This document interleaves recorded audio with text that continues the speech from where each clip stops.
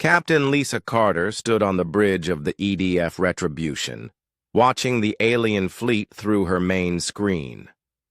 She was 35 years old and had spent her entire adult life preparing for this moment. Every day of training, every hour of study, every simulation had been focused on one goal: rescue Jake Morrison and defeat the Zalathi Empire. Lisa had been born 3 years after Jake was captured. She grew up hearing stories about the brave pilot who had sent humanity's warning message across space and time. In school, children learned about Jake Morrison the same way they learned about ancient heroes. He was the man who had given Earth the time it needed to prepare for war. When Lisa was 18, she volunteered for the Retribution Project. Only the best pilots, engineers, and soldiers were accepted. The mission was so secret that most people on Earth didn't even know the ship existed. For 17 years, Lisa and her crew of 300 had lived and trained aboard their ship, waiting for this day. The Retribution itself was humanity's greatest achievement. When Earth's scientists received Jake's quantum beacon signal, they realized they were facing an enemy far beyond their current technology. Normal weapons wouldn't work. Normal tactics wouldn't work. They needed something completely new. So they built a ship that could travel through time. The Retribution used experimental time dilation engines that could fold space and slow down time around the ship. While decades passed in normal space, only months passed aboard the vessel. This allowed the human crew to follow the alien fleet for 25 years while aging only 2 years themselves. But the ship's real power wasn't its engines.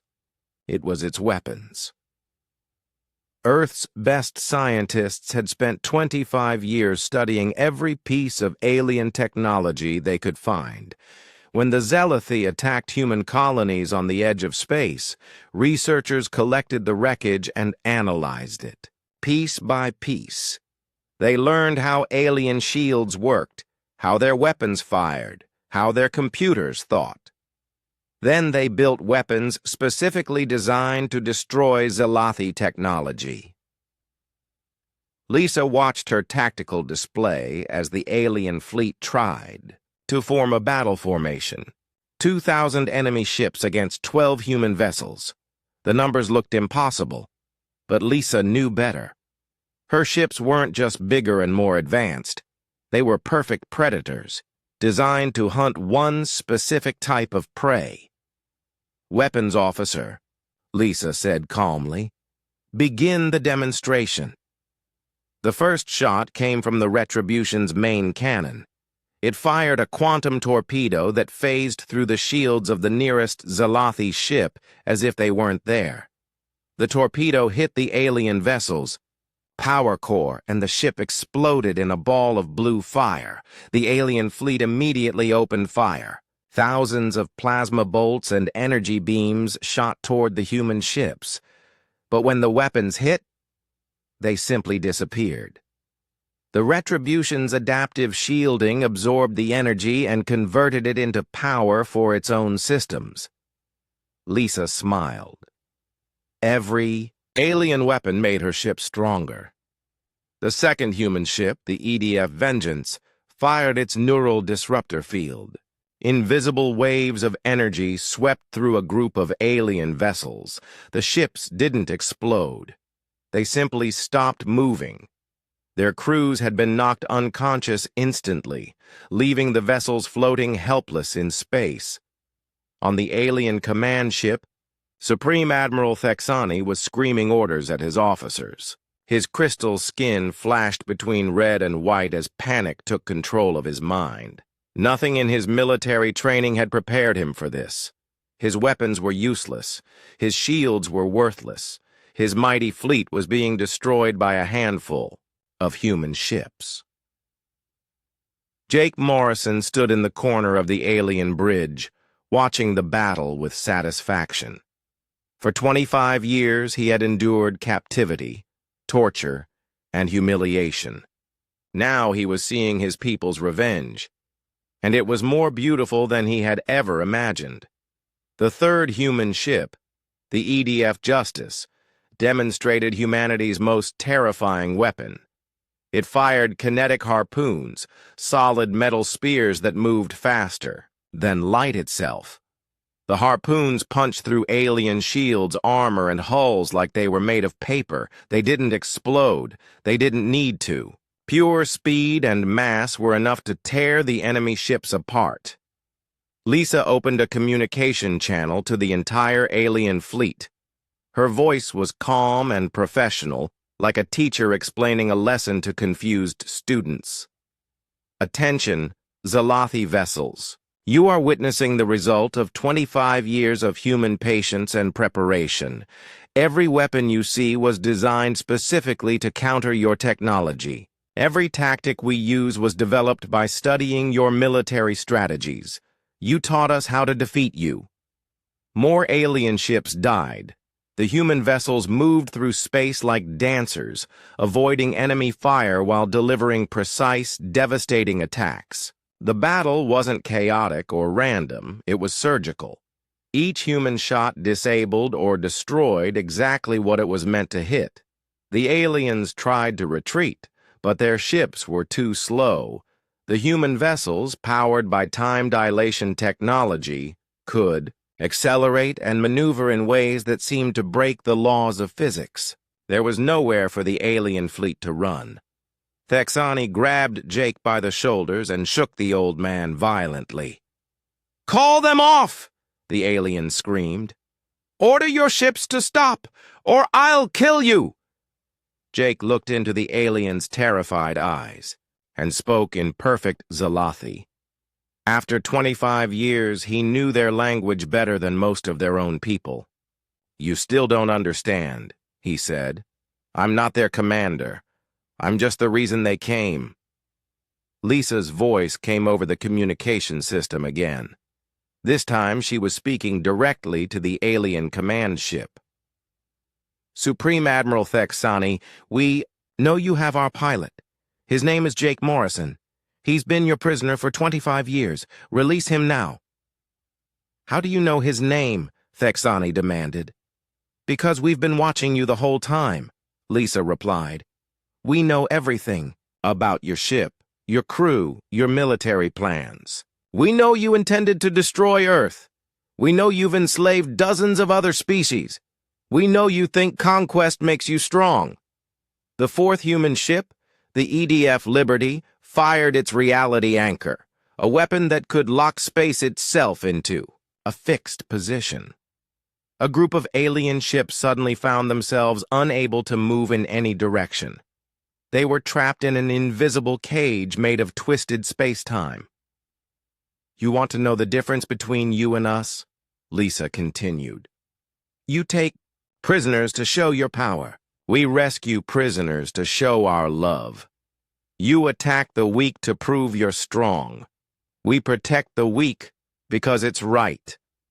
Jake felt tears running down his old face. He had spent 25 years wondering if Earth had forgotten about him.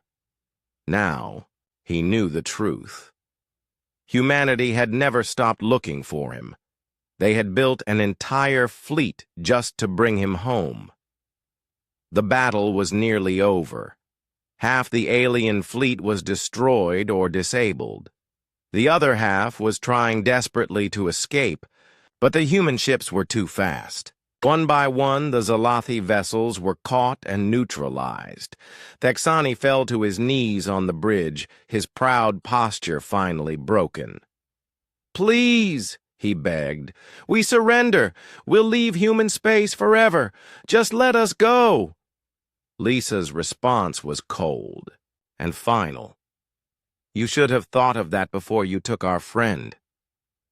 Jake Morrison was 73 years old when Supreme Admiral Thexani came to his cell with the news. 25 years had passed since his capture, and Jake looked like a broken old man. His hair was white, his face was covered with wrinkles, and his hands shook when he tried to eat. The aliens thought he was dying slowly, which amused them. Thexani stood outside Jake's cell, his crystal skin glowing bright gold with excitement. The alien had grown larger over the years, his armor more elaborate, his voice more commanding. He was now the leader of the largest fleet in Zalathi history. Human, Thexani said in his perfect English. Over the decades, he had learned Jake's language well. I have wonderful news for you. Today we begin our journey to your home world. You will live long enough to watch your species die. Jake looked up from his bed where he had been resting. His old body was weak, but his eyes were still sharp. How many ships? He asked quietly. Thexani laughed, a sound like crystal bells breaking. 2,037 warships, the largest armada ever assembled. Your Earth will burn in one day. Jake nodded slowly and said nothing more. Inside his chest, his heart was beating fast, but he kept his face calm. After 25 years of practice, he was very good at hiding his feelings. The alien fleet began moving toward human space. Jake could feel the change in the ship's engines as they accelerated to their maximum speed. Through the small window in his cell, he could see other Zalathi warships flying in perfect formation. They stretched as far as his eyes could see, like a river of metal and crystal flowing through space. 3 weeks into their journey, Thexani ordered Jake to be brought to the command bridge. The old human was pushed and pulled through the corridors he had walked so many times before. But this time was different. This time, the aliens were preparing for the final battle. The bridge was full of activity. Hundreds of Zalathi officers worked at their stations, checking weapons and shields and navigation systems. Giant screens showed the positions of every ship in the fleet. Everything was ready for the destruction of Earth. Thexani gestured for Jake to be brought to a spot near his command chair. I want you to see this, human. I want you to watch as we enter your solar system. I want you to understand how small and weak your people really are. Jake was forced to stand and watch as the fleet approached the edge of human space. The aliens expected to find primitive defenses. They thought Earth would try to fight with nuclear missiles and simple laser weapons. Thexani had told his officers that the battle would be over in less than an hour. The first sign that something was wrong came from the navigation officer. His crystal skin turned pale blue, which Jake knew meant confusion. The officer reported that their sensors were detecting strange gravitational readings near the planet Jupiter. Thexani dismissed the report. Solar interference, he said. Jupiter is a gas giant. Its gravity affects our instruments. But Jake's heart began to beat faster. He remembered those gravitational readings he had been seeing for 20 years. The ones that appeared for just a few seconds before disappearing again. Now they were getting stronger. The alien fleet slowed as it entered the outer part of Earth's solar system. Their sensors swept space looking for human ships and defense stations. They found nothing. Earth seemed to be completely undefended. Pathetic, Thexani said. They're not even going to try to fight us. Jake spoke for the first time in months. His voice was weak and cracked, but every alien on the bridge could hear him. You never understood us, he said. Thexani turned to look at the old human. What did you say? Jake straightened his bent back as much as he could. 25 years ago, you captured me. You thought it meant you had won. But you never understood what kind of species you were fighting. The alien officers started laughing. The idea that this dying old man could threaten them seemed ridiculous. Thexani's skin glowed bright red with anger. Your species is weak, the Supreme Admiral said. We have conquered hundreds of worlds. We have destroyed civilizations that were far stronger than yours. Earth will fall just like all the others. Jake smiled for the first time in years. That's where you're wrong. You think strength means attacking right away. You think power means making threats and showing off your weapons. But humans learned something different a long time ago. What are you talking about? Thexani demanded. Patience, Jake said. We learned patience. At that moment, the gravitational readings on the alien sensors exploded. Every screen on the bridge showed the same thing. A massive distortion in space itself, like reality was, being torn open. The distortion grew larger and larger until something began to emerge from what looked like a hole in the universe. It was a ship, but unlike anything the Zalathi had ever seen. It was enormous, easily 3 times the size of their largest dreadnought. Its hull was pure black except for the silver letters that spelled EDF Retribution along its side. The ship moved with impossible grace for something so large, and its weapons were already charging. The bridge fell silent. Every alien stared at the screens in shock. This was not what they had expected to find in Earth's solar system. Jake's voice filled the silence. You see, when you captured me 25 years ago, you thought you had won a victory. But what you really did was start a timer. Earth got my message. They knew you were coming, and they spent 25 years building something that could hunt you. Thexani's skin turned white with fear. Impossible! Our sensors would have detected a ship that large years ago. Not if it was traveling through folded time, Jake said. You aliens think you know everything about space and technology, but you never learned how to bend time itself. That ship has been following your fleet for decades, waiting for the perfect, moment to strike. More human ships began appearing from the time distortion. Smaller vessels, but still larger and more advanced than anything Earth had possessed when Jake was captured.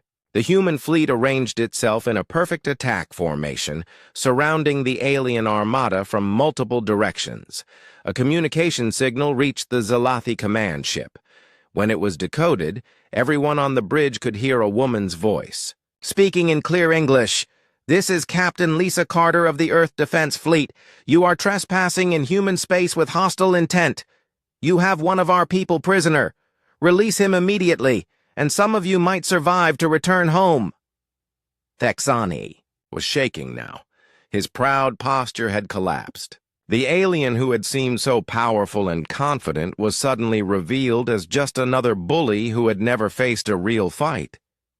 Jake looked around the bridge at all the terrified aliens. "You made one mistake," he told them. "You thought that because we didn't fight back immediately, it meant we couldn't fight back at all. You never considered that we might be smart enough to wait until we could win." The EDF Retribution powered up its weapons, and space itself seemed to bend around the energy being generated. Jake knew that the real battle was about to begin, and, for the first time in 25 years, he believed that humanity was going to win. Jake Morrison had been a prisoner for 2 years, when the aliens first decided to show him off. War Commander Thexani, the leader who had captured him, thought it would be amusing to parade the human in front of visiting officers from other ships. Jake was dragged from his cell and brought to a large meeting room.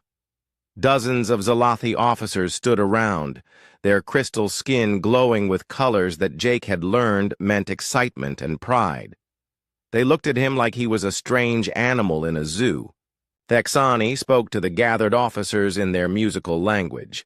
Jake had been listening to them talk for 2 years, and he was starting to understand some words. The commander was telling them about the battle where Jake was captured. He was bragging about how easy it had been to defeat the human ship. One of the visiting officers stepped closer to Jake. This alien skin was bright yellow, which Jake knew meant curiosity. The officer poked Jake's arm with one long finger as if testing whether he was real. The other aliens laughed their wind chime laughs. Jake stood still and said nothing. He had learned that showing anger or fear only made them treat him worse. Better to act like a statue and wait for it to be over. The aliens seemed to find his calmness boring after a while, and they sent him back to his cell. This became a pattern over the next few years. Every few months, important aliens would visit the ship, and Thexani would bring Jake out to show off his prize. Sometimes they would ask Jake questions about human technology or Earth's defenses. Jake never answered. He just stared straight ahead and waited for them to get bored. While the aliens played their games, Jake was learning. He listened to their conversations and slowly figured out how their language worked. He watched their technology and memorized how their ship was built. He studied their habits and learned their weaknesses. The Zalathi were proud, maybe too proud. They believed they were the strongest species in the galaxy, and nothing Jake saw made him think they were wrong. Their weapons could destroy planets. Their ships could travel faster than anything humans had built. Their technology was centuries ahead of Earth's. But Jake noticed something important. The aliens never expected to lose. They had conquered so many worlds that they thought victory was guaranteed. They had grown lazy and careless. They didn't post guards at important doors. They left their computers unlocked. They talked about secret plans in front of their prisoner because they didn't think he could understand them. Years passed. Jake's hair started turning gray. His body grew thin from the alien food that barely kept him alive. Sometimes he wondered if Earth had even received his signal. Maybe the quantum beacon had failed. Maybe humanity didn't know the aliens were coming. During his 5th year as a prisoner, Jake overheard a conversation that made his blood run cold. 2 alien officers were talking about something called the Great Campaign. From what Jake could understand, the Zalathi Empire was planning to attack Earth itself. They were gathering a huge fleet of warships for a final assault on humanity's home world. Jake tried not to show any reaction, but inside he felt sick. If the aliens reached Earth with their full military might, humanity would be wiped out in hours. Earth's defenses were designed to fight other human ships, not advanced alien technology. That night, alone in his cell, Jake pressed his ear to the wall and listened to the ship's engines. Over the years, he had learned to tell which direction they were traveling by the sound the engines made. They were still moving away from Earth, heading deeper into alien space. The attack on humanity's home world was not happening yet. Jake began to count days more carefully. He scratched marks on his cell wall to keep track of time. Every morning he did exercises to stay as strong as possible. Every night he practiced the alien language he had been learning. If he ever got a chance to escape, he needed to be ready. In his 7th year as a prisoner, Jake noticed something strange. The ship's instruments sometimes showed tiny blips on their sensors, just for a few seconds at a time. The aliens didn't seem to notice these readings, or if they did, they ignored them. But Jake recognized the pattern from his military training. Those blips looked like gravitational waves, the kind made by ships using experimental Earth technology. The readings appeared every few months, always in the same pattern. Jake began to suspect that something was following them through space, something the aliens couldn't detect properly. His heart started to beat faster whenever he thought about what this might mean. By his 10th year in captivity, Jake looked like an old man, even though he was only 55. The alien food and the stress of imprisonment had aged him quickly. The Zalathi guards sometimes joked that their pet human was dying of old age. They thought it was funny that humans lived such short lives. Thexani had been promoted during Jake's imprisonment. He was now Supreme Admiral of the Eastern Fleet, commanding hundreds of warships. He still kept Jake as his personal trophy, bringing him out to show visiting commanders from other parts of the alien empire.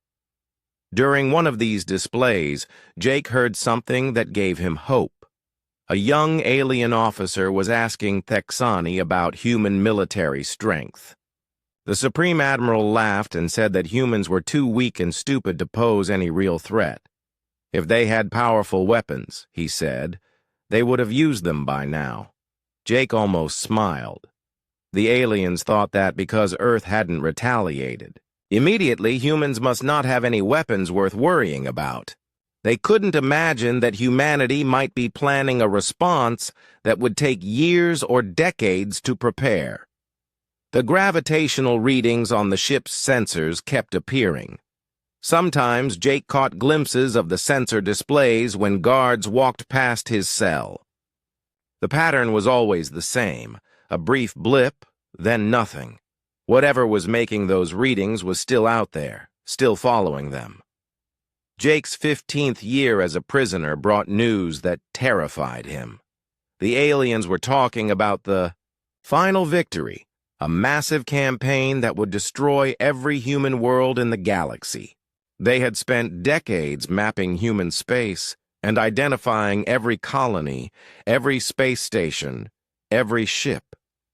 When the attack came, it would be swift and complete. But Jake also heard something else in their conversations. The aliens were growing impatient with their slow conquest of other species. They wanted to finish with humanity so they could focus on bigger targets. This impatience might be their weakness. As Jake entered his 20th year in captivity, he was an old man with gray hair and wrinkled skin, but his mind was still sharp.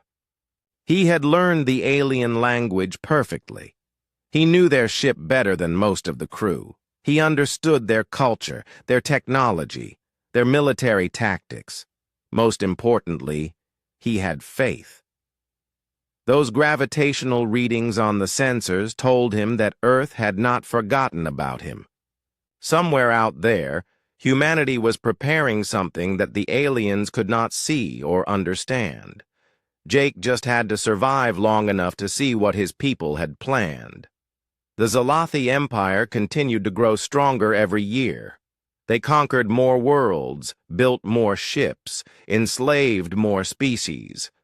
They thought they were unstoppable. But Jake knew something they didn't know. Humanity's greatest strength had never been quick anger or immediate revenge. Humanity's greatest strength was patience.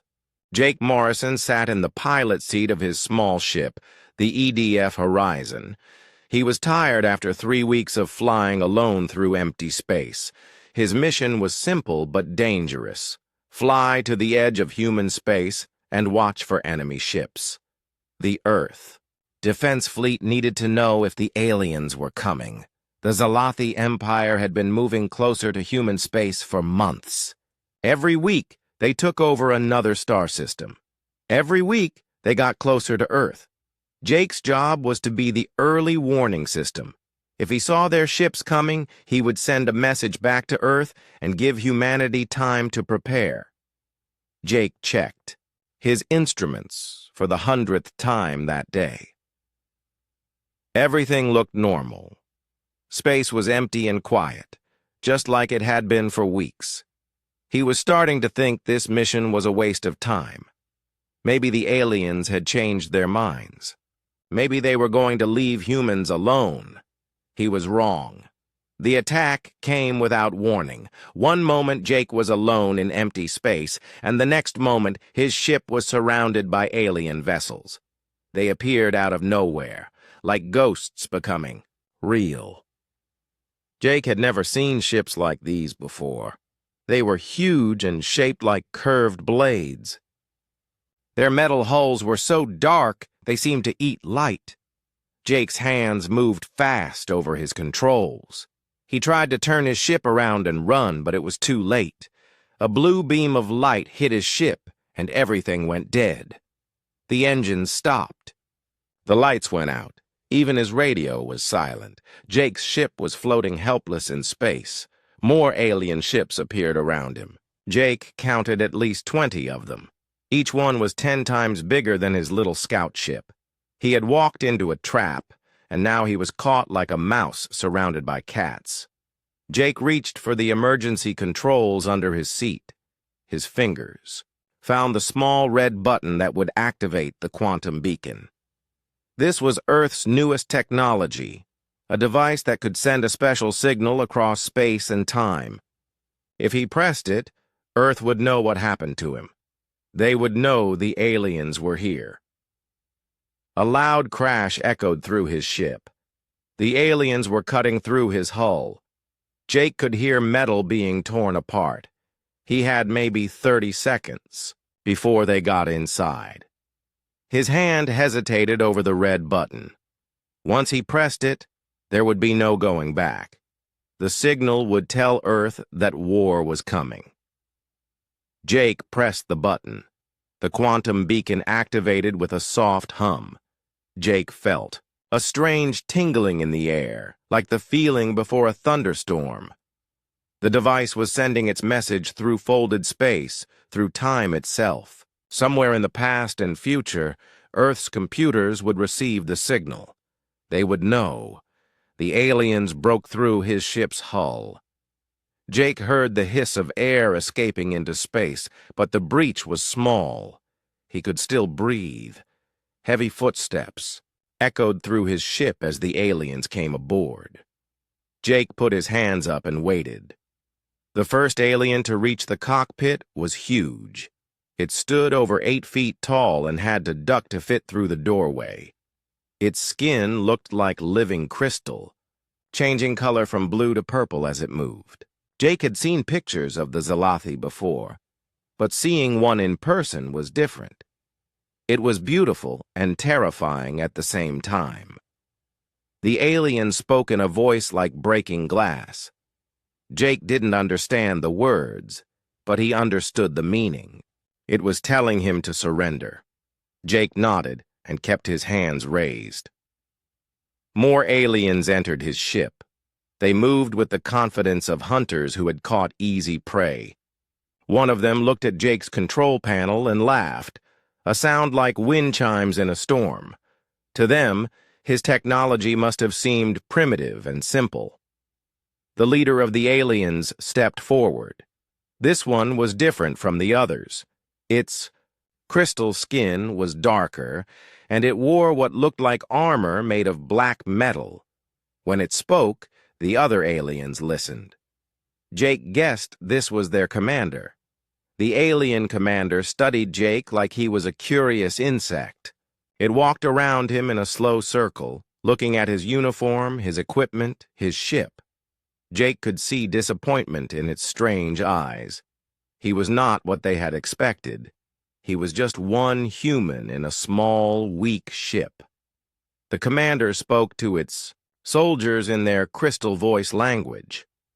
Jake caught a few words that sounded familiar from intelligence reports. The alien was giving orders. They were going to take him prisoner. 2 soldiers grabbed Jake's arms and pulled him toward the hole they had cut in his ship. Jake didn't fight. There was no point.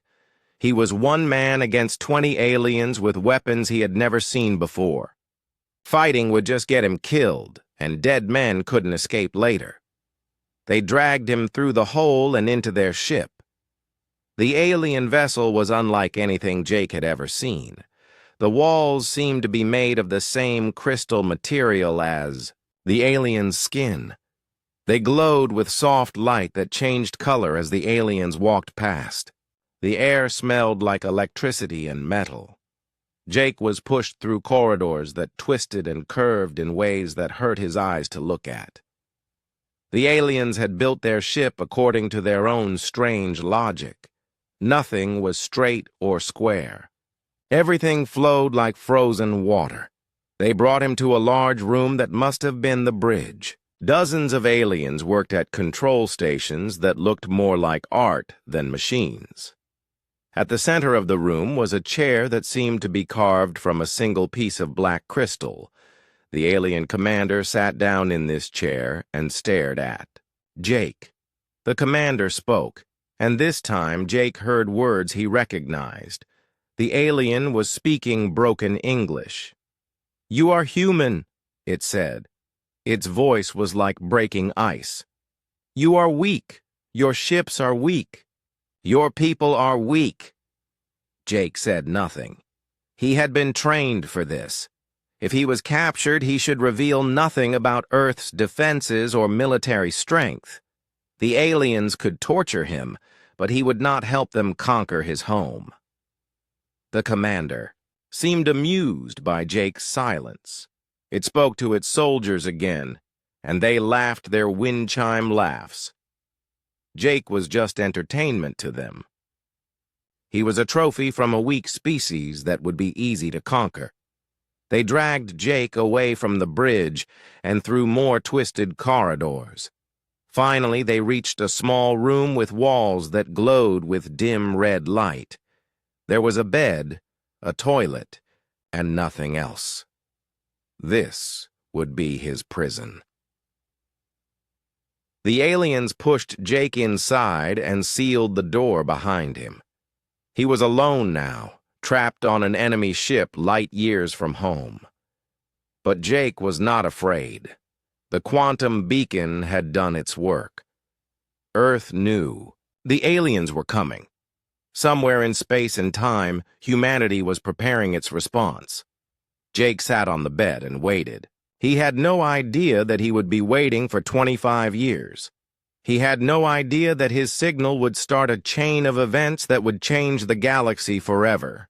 He only knew that he was a prisoner now, and prisoners had to be patient. Outside his cell, the alien ship turned toward human space and began its long journey. The Zalathi Empire was coming to conquer Earth, and they thought they had already won. The moment of truth came during what Admiral Crixon thought would be his final demonstration of Zephyrian superiority. He had gathered the High Council in the main observation deck to show Jake and Lisa the true power of their empire. Outside, the massive viewing windows, the Zephyrian fleet stretched across space in perfect formation. "This is just one small battle group," Admiral Crixon said proudly. "We have hundreds of fleets like this one spread across the galaxy. You're primitive. Earth would have no defense against even a single ship." Jake nodded thoughtfully, still maintaining his humble appearance. "Earth defenses are very weak," he agreed. "We only have farming equipment and exploration ships." Lisa looked worried, as if the sight of so many warships frightened her. "Our people would not know how to fight against such advanced weapons," she said. Admiral Crixon was pleased by their obvious fear. "Perhaps we should visit your Earth soon. We could study your primitive culture and help guide your development." "That would be wonderful," Jake replied with apparent enthusiasm. "Earth would welcome such wise teachers. We could show you our simple farming equipment and peaceful exploration fleet," Security Chief Galcor laughed. "Farming equipment? How quaint. I suppose primitive species must focus on basic survival before they can develop real technology." It was then that Jake made his casual comment that changed everything. "Yes, our farming equipment is very simple. We call our best tools nuclear weapons, but they are nothing compared to Zephyrian power." The laughter in the room stopped immediately. Admiral Crixon stared at Jake with confusion. "Nuclear weapons? You mean atomic energy devices?" "Oh, yes," Jake replied innocently. "We have many thousands of them. Very good for clearing large farming areas quickly. Each one can flatten many square kilometers of land." Science Minister Thelos felt a cold feeling in her stomach. "How many of these farming tools does Earth possess?" Jake pretended to think carefully. "Maybe 50,000? 60,000? Hard to count exactly. We keep making more because they are so useful." The Zephyrian council members looked at each other with growing alarm. Nuclear weapons were not farming equipment. They were planet-destroying military devices that even advanced civilizations used carefully. "And your exploration fleet," Lisa added helpfully. "Admiral, you asked about our peaceful ships. We have about 3,000 exploration vessels currently. Searching for our missing ship?" Admiral Cricksand's voice was suddenly much less confident. 3,000 ships? "Oh, yes," Jake confirmed. "Each exploration ship carries our best farming equipment in case they need to clear landing areas on new planets. Very efficient tools for making flat ground quickly." Security Chief Galcor was the first to understand the horrible truth. "You mean your exploration fleet consists of 3,000 nuclear-armed warships?" Jake looked confused by the question. "Warships? No. Exploration ships. Though I suppose the farming equipment could be used for fighting if someone attacked. Us. We are peaceful people, but we protect ourselves when necessary." Dr. Yanara was frantically checking her scans of the human ship. With new understanding, she realized that the thick armor plating was not primitive construction. It was advanced composite material designed to withstand energy weapons and nuclear explosions. The simple projectile weapons were actually magnetic. "Accelerator cannons capable of throwing metal slugs at relativistic speeds." "The ship," she whispered in horror. "It is not primitive junk. It is a purpose-built military vessel." Jake dropped his humble expression for the first time since awakening. His voice became calm and professional without any trace of the broken galactic standard he had been using. "The USN Defiant is a reconnaissance frigate, designed for deep space intelligence gathering in hostile territory." The transformation in Jake's demeanor shocked the aliens. Gone was the simple, primitive human they thought they understood. In his place stood a military officer with cold, calculating eyes and the bearing of someone trained for war. "You speak Galactic Standard perfectly," said linguist Zareth with growing fear. "I speak 17 languages fluently," Jake replied, "including Zephyrian, which I have been understanding since the moment we met. Your operational security is terrible. By the way, you discussed classified fleet movements and defensive positions in front of prisoners. Lisa also abandoned her act of confusion and weakness. The intelligence we have gathered during our time here will be very useful for Earth's strategic planning. Thank you for the detailed briefings on your military capabilities." Admiral Crickson realized the magnitude of their mistake. "You have been spying on us." "We have been doing our jobs," Jake corrected. "When military personnel are captured, they gather intelligence. It is what we are trained to do." Security Chief Galcor was studying new analysis of the human ship's true specifications. "Admiral, this vessel is not decades old. Our dating methods were fooled by artificial aging techniques. This ship is only months old." "Correct," said Lisa. "The Defiant was launched specifically to locate and assess the Zephyrian fleet after our long-range sensors detected your ships approaching Earth space. The terrible implications crashed down on the Zephyrian leadership. They had not discovered a primitive derelict. They had captured a modern military reconnaissance vessel on an active intelligence mission." "Why are you telling us this?" asked Science Minister Thelos. Jake smiled, but it was not a friendly expression. "Because it no longer matters what you know." He pointed toward the main viewing window. In the distance, new ships were dropping out of hyperspace. The vessels were angular and heavily armored, bristling with weapon systems. Their design philosophy was completely different from the elegant Zephyrian ships. These were built for one purpose: war. "The Earth fleet has been tracking our mission," Jake explained. "When the Defiant failed to report, they came looking for us. Admiral Crixon counted the ships appearing on his screens. There are only 30 vessels. Our fleet has over 100 ships. Those 30 ships each carry more firepower than your entire battle group, Lisa said calmly. Earth learned long ago that survival requires superior weapons, not elegant design. More human ships continued to arrive, surrounding the Zephyrian fleet with practiced precision.